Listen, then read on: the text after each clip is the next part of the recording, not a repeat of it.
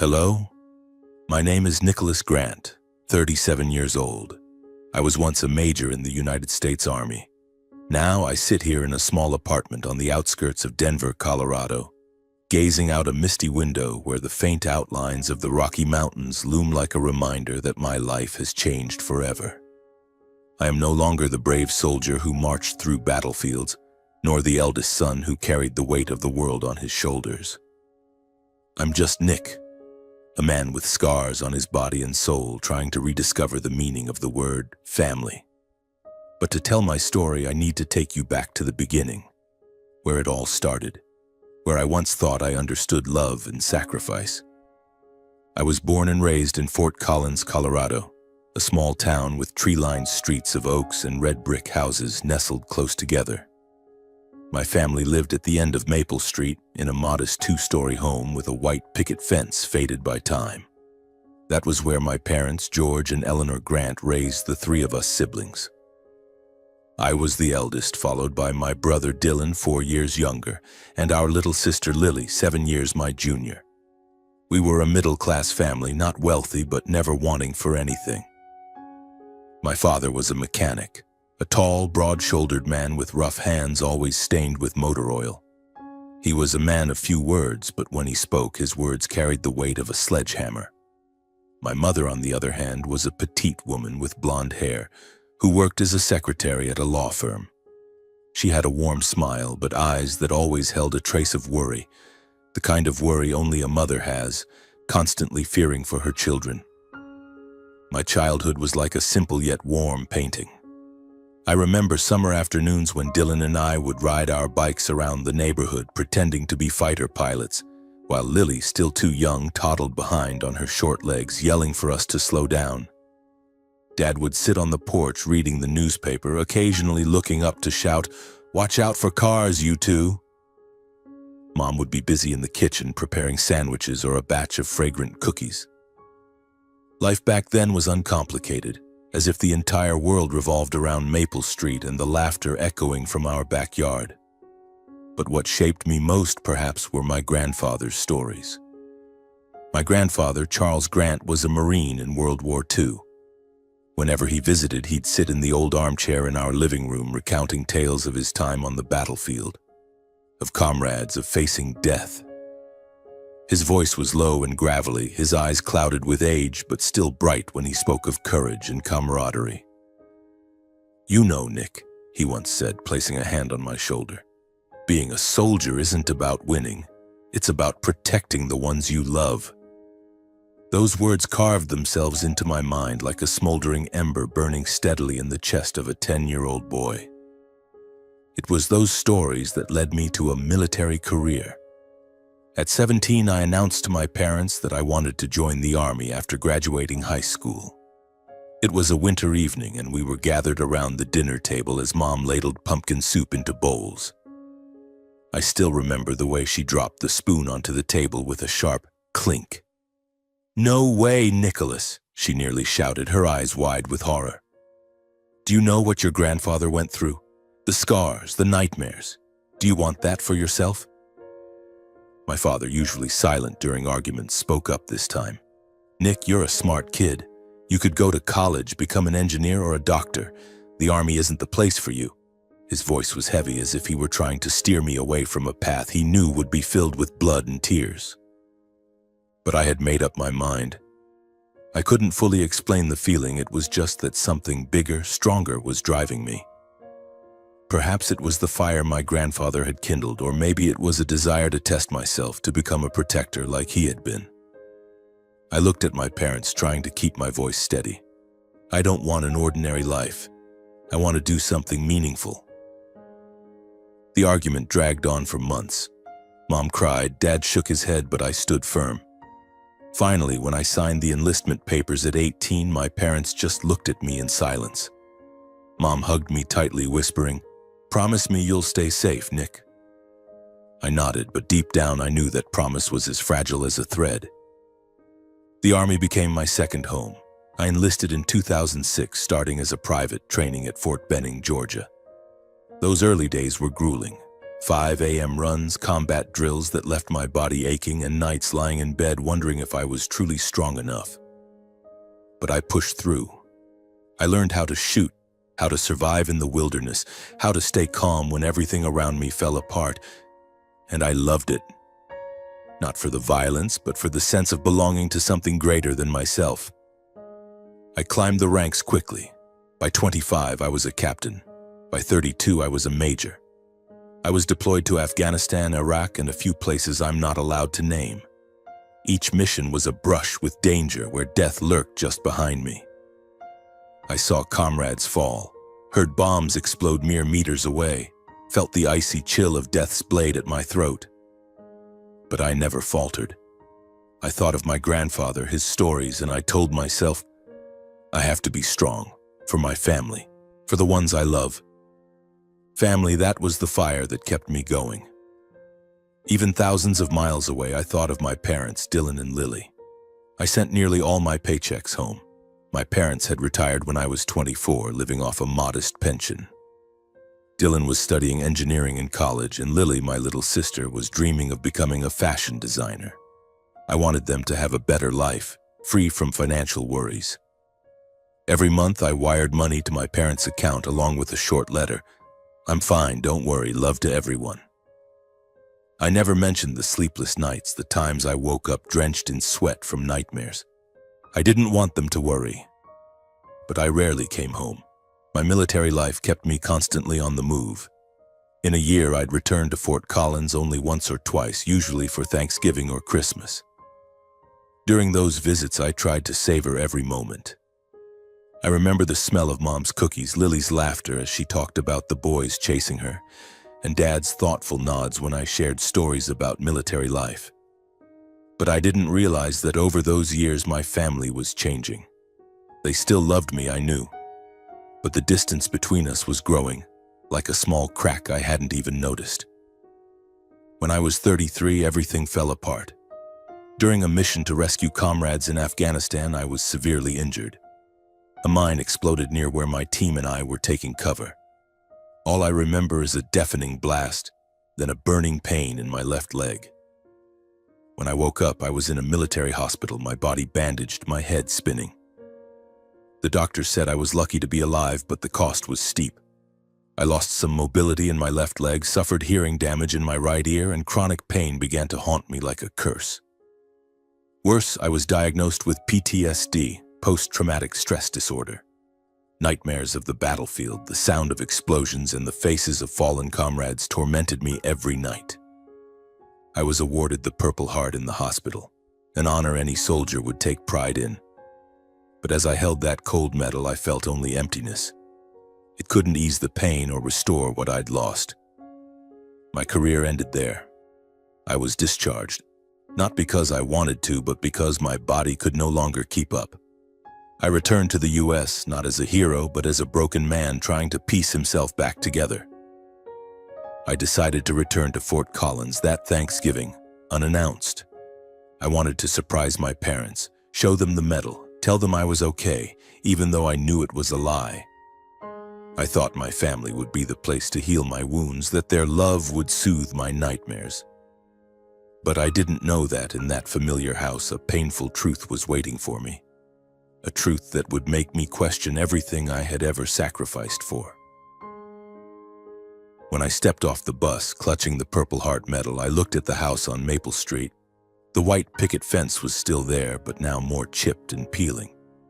The oak tree in the front yard still stood tall, yet something felt different, as if time had faded everything. I took a deep breath, trying to muster a smile.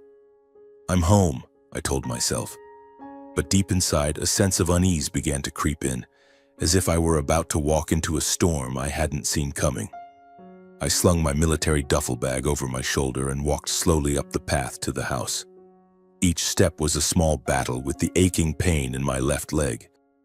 The chronic pain had become an uninvited companion, a constant reminder that I was no longer the strong soldier I once was.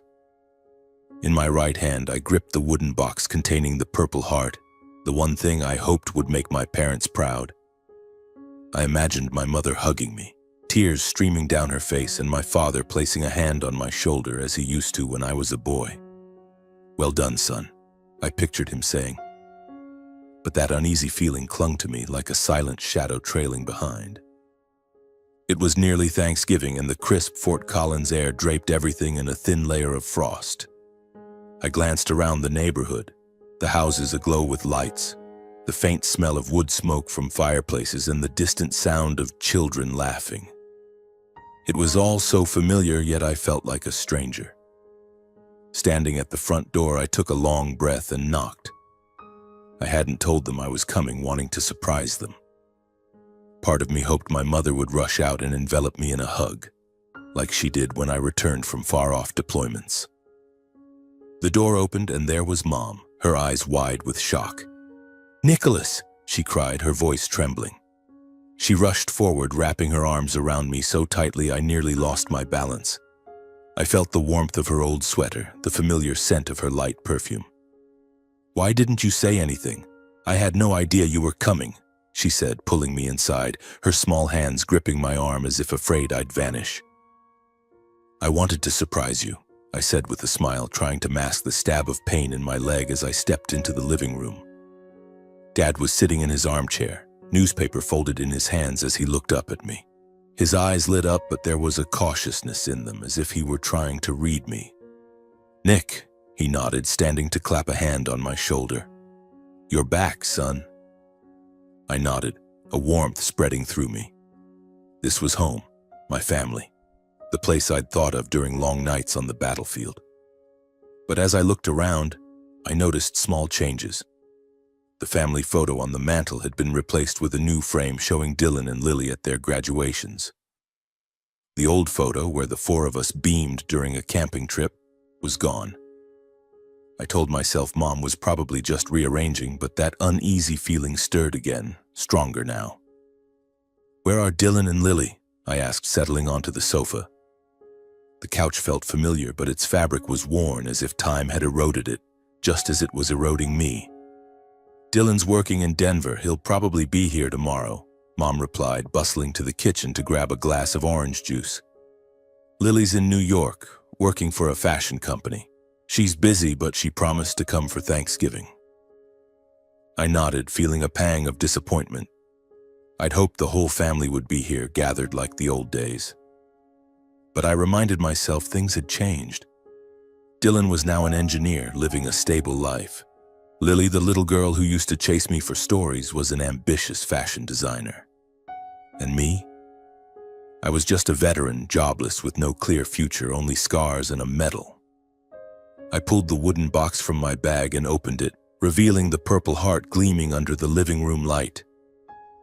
"I wanted to show you this," I said, my voice slightly shaky. "They gave it to me for my last mission." Mom froze, the glass of orange juice hovering midair. She stepped closer, her eyes wide, and touched the metal as if it were fragile. "Oh, Nick," she whispered, tears rolling down her cheeks. "What did you have to go through to earn this?" Dad stepped closer, looking at the metal, then at me. "You've made me proud," he said, his voice low but firm.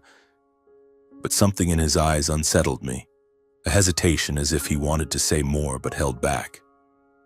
I gave them a brief, sanitized version of what happened. I didn't mention the mine's deafening blast, the nights I woke drenched in sweat from nightmares, feeling like I was still on the battlefield. I only said I was injured, that I saved my team, and that I was now discharged. Mom hugged me again, and Dad just nodded as if trying to process my story. That night, I lay on my old bed in my childhood room, staring at the ceiling. The small cracks in the plaster were still there, like a map of days gone by. But I couldn't sleep. The pain in my left leg throbbed with every movement, and the ringing in my right ear was relentless. I grabbed the bottle of painkillers from my bag, swallowing 2 without water, and closed my eyes, hoping sleep would come. Instead, images from the battlefield flooded back, explosions, screams, and the faces of comrades I couldn't save.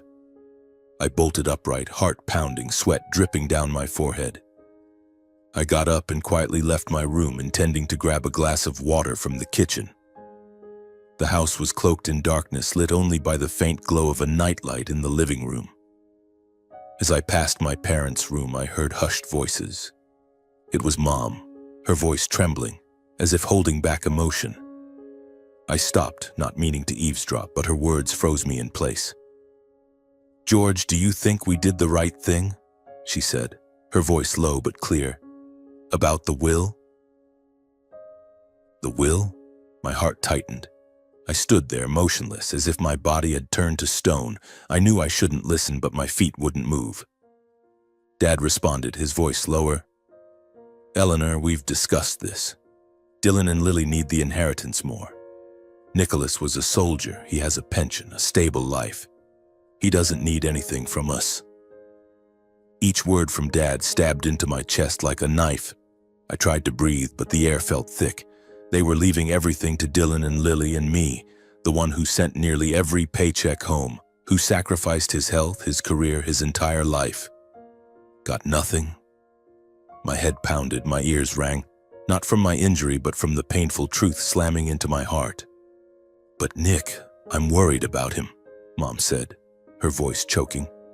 "He's just been discharged, badly injured. If we don't leave him anything, is that fair to him?" "Eleanor, he's strong," Dad replied, his voice firm but cold.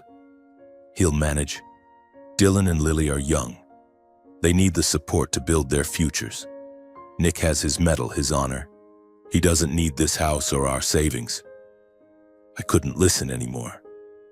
I stepped back, my left leg trembling, my hand gripping the sofa to keep from falling. My mind spun. All the years I sacrificed, the letters I wrote, the money I sent home. Did they mean nothing? They thought I was stable? They thought I didn't need anything because I was a soldier.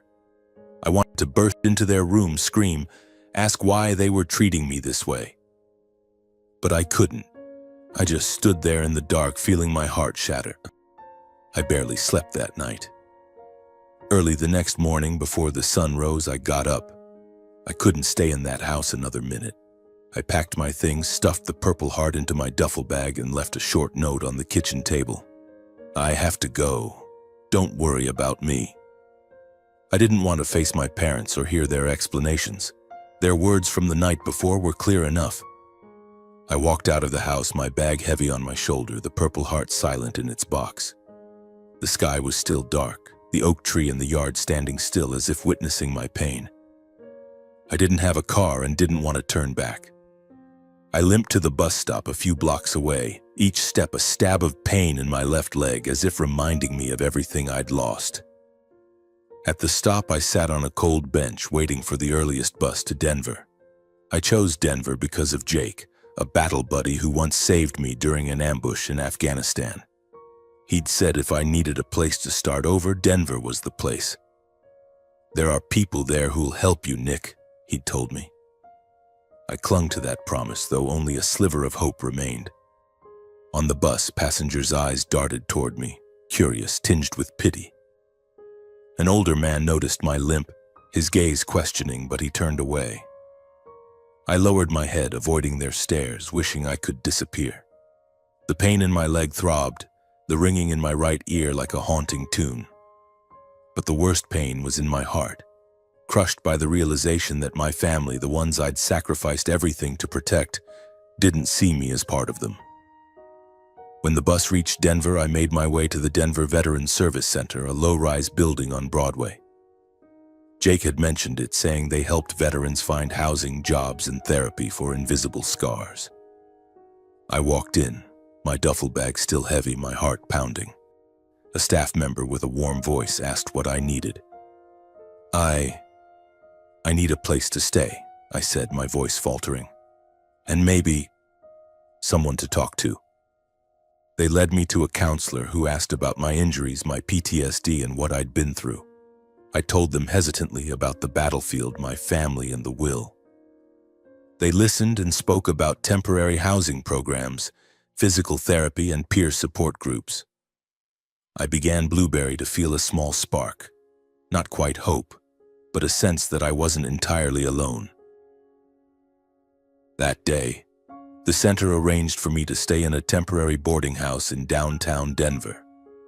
The room had only a single bed, an old wooden table, and a window overlooking a bustling street.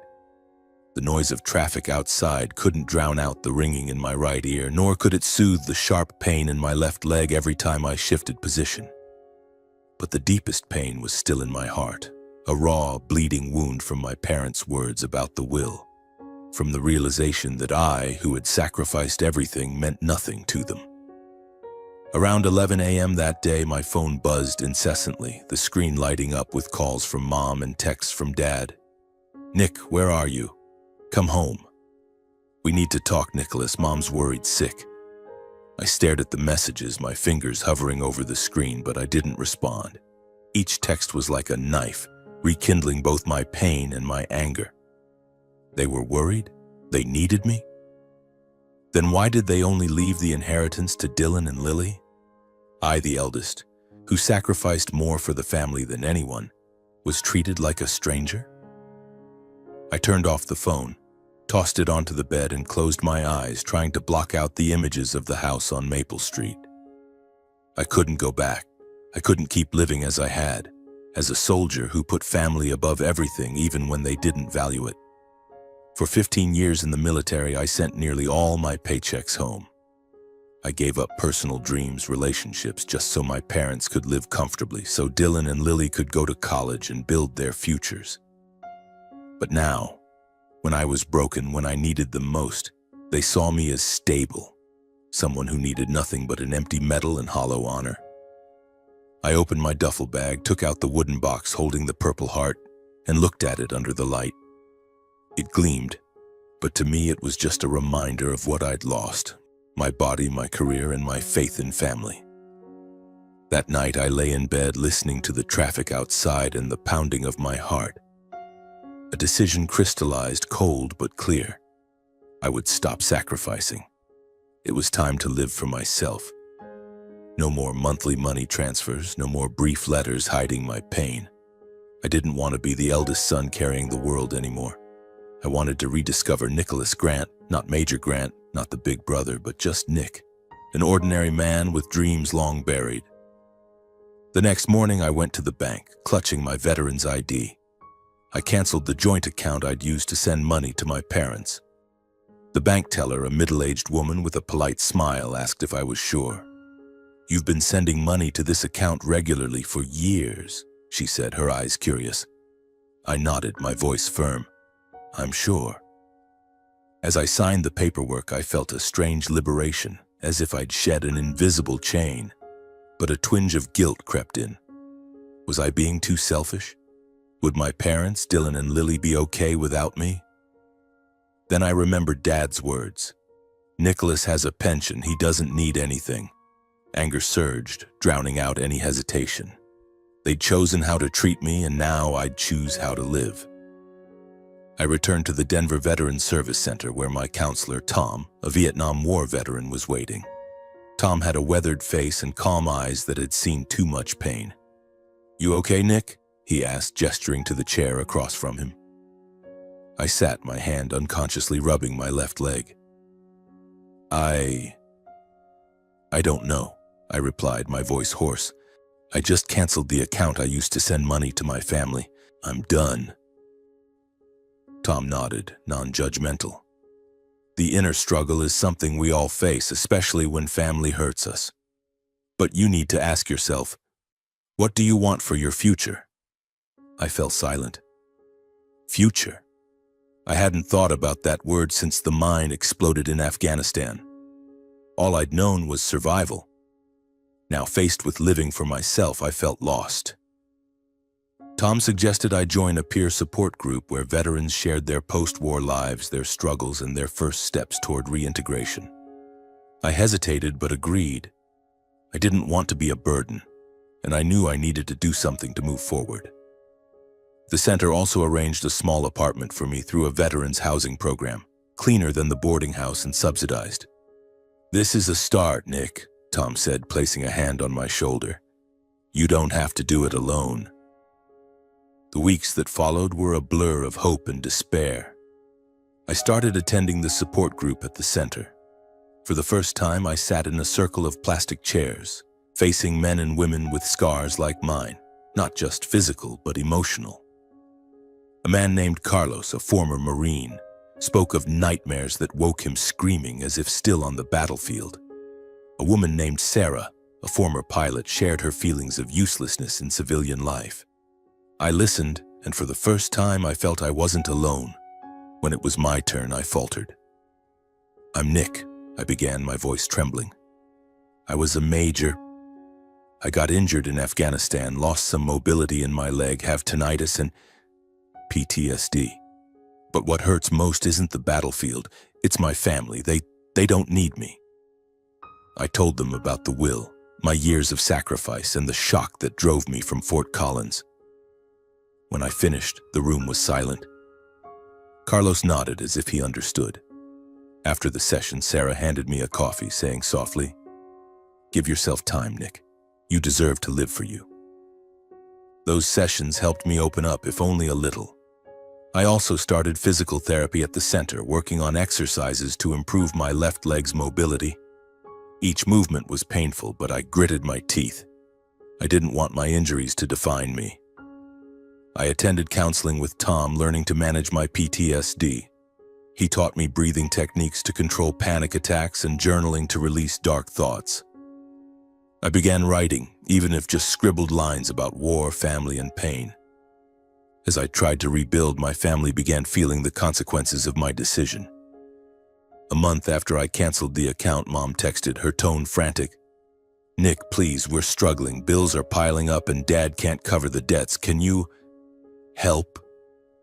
I sat in my apartment, my mind in turmoil. Part of me wanted to give in, to send money, to be the eldest son again. But then I recalled Dad's words. "Nicholas doesn't need anything from us." I took a deep breath and replied coldly, "Ask the heirs you chose, not me." I turned off my phone, my heart pounding. That message was both a dagger to myself and a declaration of freedom. I felt pain, but also relief, as if I'd stepped out of an invisible prison. Mom called again, texting repeatedly, "Nick, I'm sorry, we didn't mean to hurt you. Please talk to us." But I didn't respond. I couldn't, not yet. In the months that followed, I heard from an old Fort Collins neighbor that my family was struggling. My parents couldn't pay the mortgage on the Maple Street house, utility bills were piling up, and they'd cut expenses to the bone. Dylan, now an engineer in Denver, tried to help, but his salary barely covered his own life. Lily in New York sent small amounts occasionally, but it wasn't enough to save them. Part of me felt guilty. I knew my parents didn't mean to hurt me, that they thought I was stable. But a larger part, the part wounded too deeply, whispered, "They chose this. Now they face it." Meanwhile, I took steps to live for myself. I found a part-time job at a Denver gym, assisting trainers with basic exercises. The pay wasn't great, but it gave me purpose, a reason to leave my apartment each morning. I met colleagues who didn't know my past, didn't look at me with pity. They called me Nick, the guy who was always cheerful and punctual, and I began to like that version of myself. But living for myself didn't mean I was healed. Nightmares still came, pulling me back to the battlefield, to explosions and fallen comrades. Some nights I woke drenched in sweat, heart racing, sitting by the window, breathing deeply to remind myself I was in Denver, not Afghanistan. Therapy with Tom helped me cope, but PTSD was a persistent enemy lurking in the shadows. I started finding joy in simple things. I bought a small notebook and wrote more, not just about war, but about what I wanted to do. I wrote about wanting to draw again, a childhood hobby I'd abandoned. I wrote about wanting to travel, even if just a short trip to the Rockies near Denver. Those scribbled words, however simple, made me feel alive, like I still had a future to reach for. One day, as I sat in my apartment looking out at Denver's sprawling skyline, my phone buzzed again. It was Dylan. "Nick, I know you're angry," he said, his voice low. "But Mom and Dad need you. They didn't mean to hurt you. I didn't know about the will until you left." I stayed silent, gripping the phone. I wanted to believe him, to go back, but I couldn't forget my parents' words. "Take care of them yourself, Dylan," I replied coldly. "I've done enough." I hung up, looking at the purple heart on the table. It no longer shone as it had in the hospital, but it still reminded me of my courage. I'd faced war, death, and wounds that would never heal. Now I was facing another battle, to find myself again. I told myself, "You deserve happiness, Nick. Don't stop." The months that followed in Denver were a slow but meaningful journey. I continued my part-time job at the gym, regularly attended the peer support group, and kept up with physical therapy and counseling sessions with Tom. While I was gradually rediscovering myself, my family in Fort Collins was grappling with the consequences of my decision. I still didn't answer calls or texts from Mom and Dad. My phone buzzed daily, but I let it fall silent, the screen lighting up then fading. I wasn't ready to face them, not ready to hear explanations about the will or why they thought I was stable and needed nothing. But one morning, as I sat in my apartment sketching the oak tree from our old house, a long text from Mom stopped me cold. "Nick, I don't know where you are, but I hope you read this," the message began. "We sold the house on Maple Street. We couldn't pay the debts and the bank foreclosed. Now Dad and I live in a smaller house in Loveland, just a few miles from Fort Collins. I know you're angry and I don't blame you. You did so much for our family and we didn't see it. I'm sorry, Nick. I'm not asking for money or help. I just want your forgiveness, to see you again, to make up for the hurt I caused. I love you, son." I read the message over and over, my hands trembling. They sold the house on Maple Street where I grew up, where I rode bikes with Dylan, where Lily chased after us begging for stories. The oak tree, the white fence, the smell of Mom's cookies, all now just memories. But what stunned me was Mom's tone. No blame, no demands for money, only remorse and love. Another message from Dad followed. "Nick, I was wrong. I didn't realize how much you sacrificed. I just want you to know you've always been my pride. Give me a chance to make it right."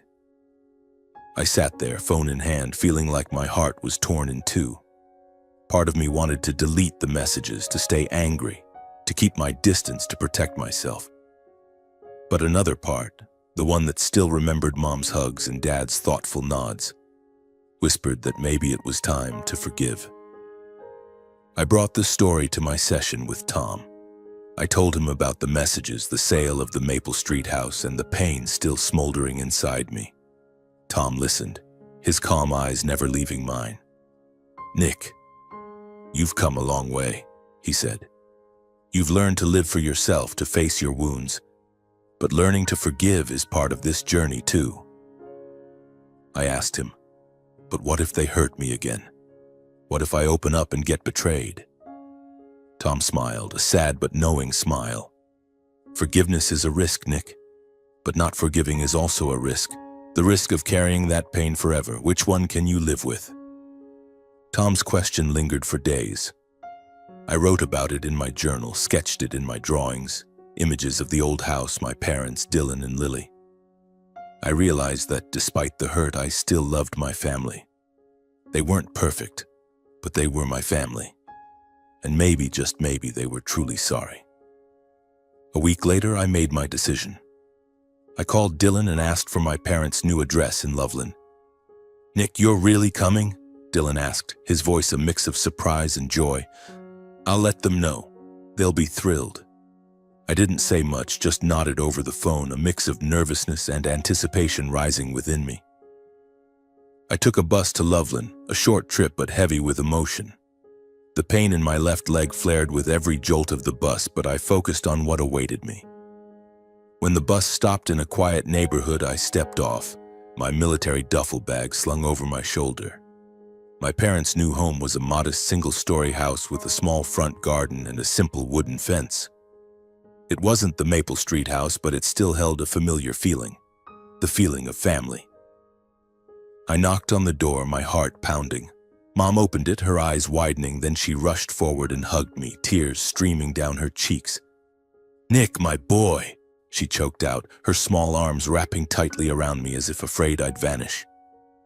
Dad stood behind her, his weathered face breaking into a rare smile. "Come in, son," he said, his voice low but warm. We sat in the small living room on an old sofa they'd brought from the old house.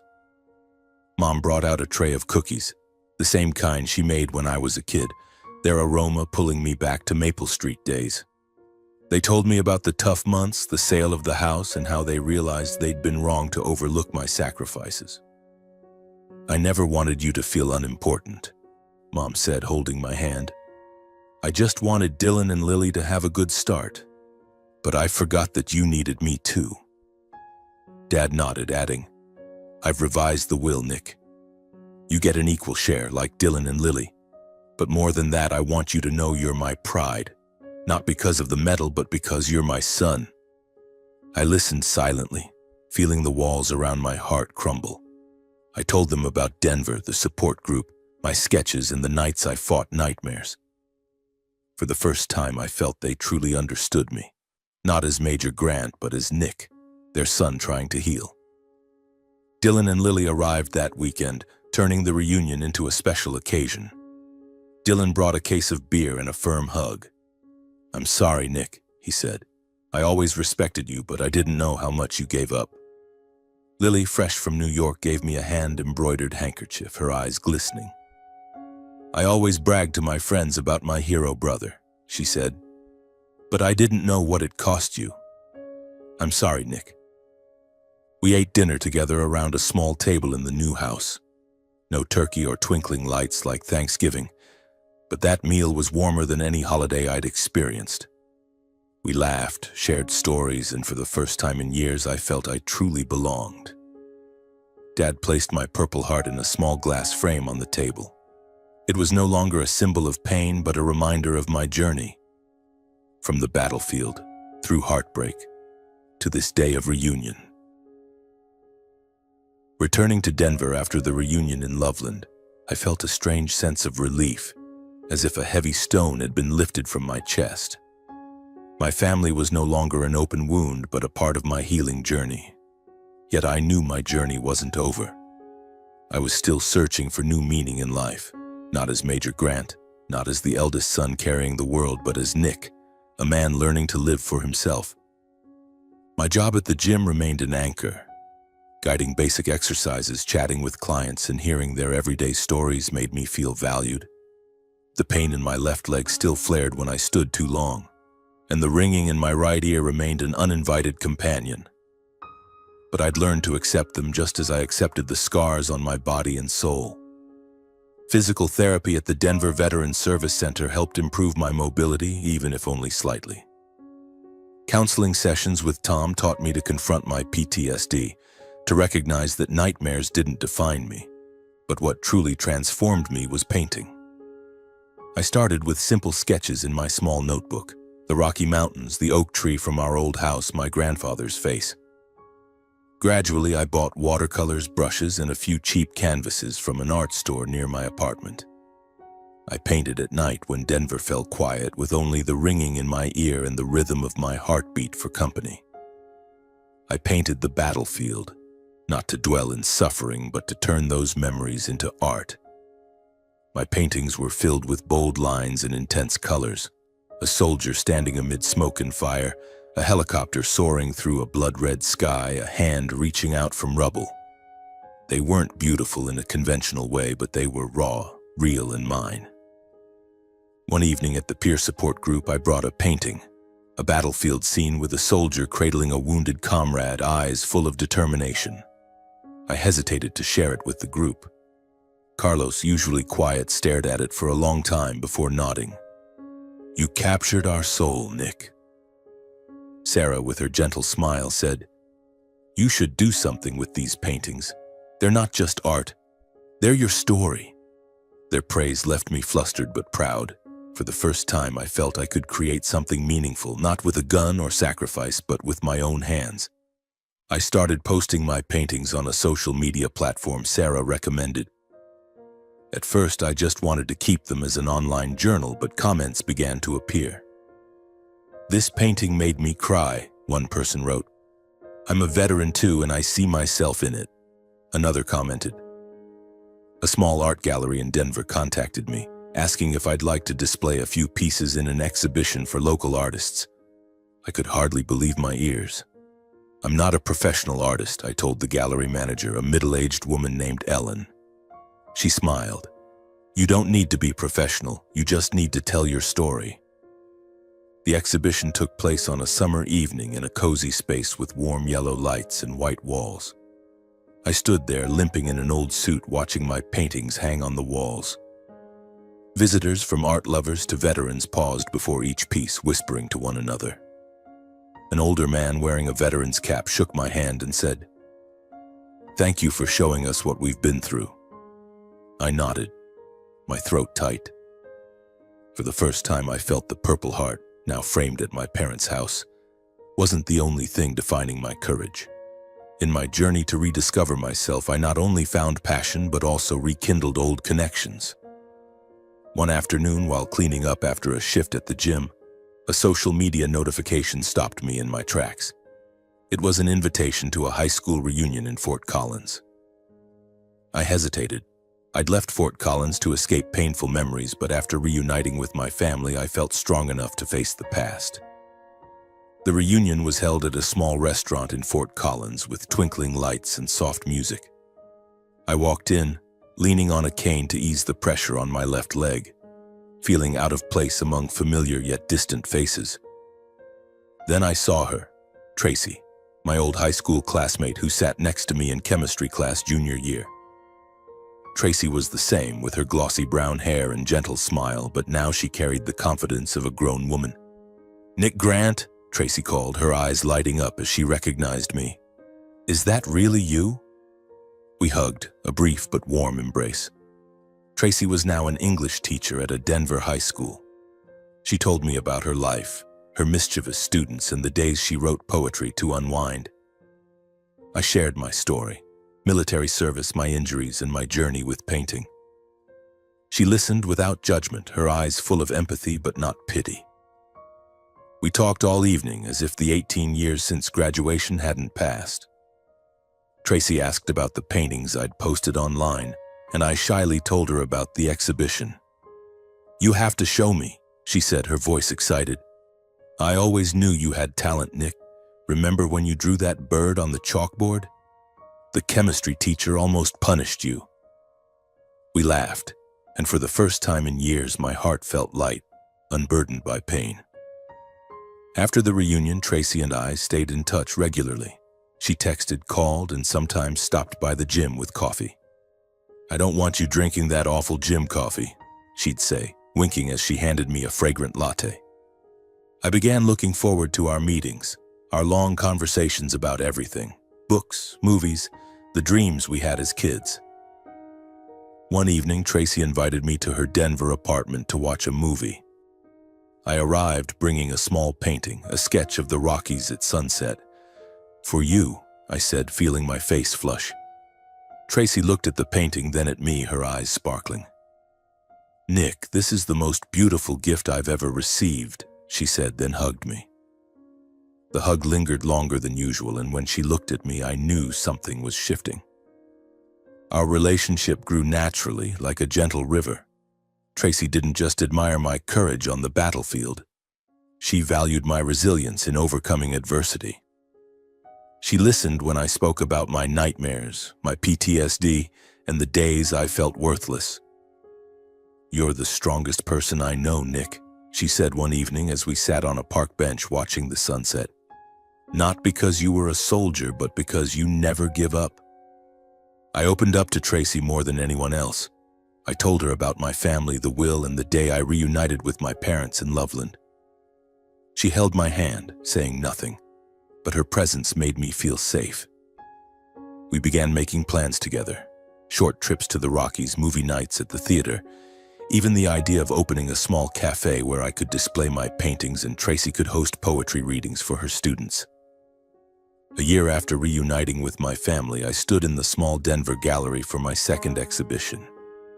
This time I displayed not only war paintings but also ones about my new life, my family, Tracy, the mountains, and Colorado's blue skies. My parents, Dylan and Lily, were there, standing proudly among the crowd. Mom hugged me, whispering, "You make me so proud, Nick." Dad clapped my shoulder, a rare smile on his weathered face. Dylan and Lily teased me about my too serious suit, but their eyes were full of love. Tracy stood beside me, her hand tightly clasped in mine. She wore a simple blue dress, her smile radiant as sunlight. "You did it, Nick," she said, looking at the paintings on the walls. "You turned your scars into art."